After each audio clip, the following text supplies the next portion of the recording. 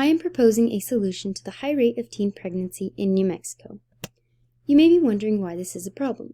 Some reasons include the high Hispanic population in New Mexico, as Hispanic teens are more likely to get pregnant, poverty, limited contraception access and education, inconsistent use of contraceptives, socioeconomic status, family expectations of abstinence, and power dynamics based on gender. How is it affecting the community? Teen mothers are less likely to graduate from high school than their peers who did not experience a teen pregnancy. Without a high school diploma, they have less opportunities in the future, and it prevents them from achieving the sense of purpose many of them have been searching for. The community has attempted to solve this problem with programs such as the Abstinence-Based Sexual Education Program.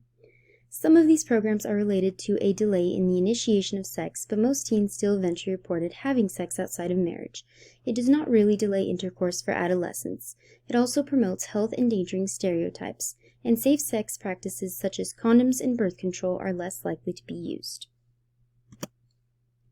Now we've recognized the problem and why it's a problem, so what's the solution?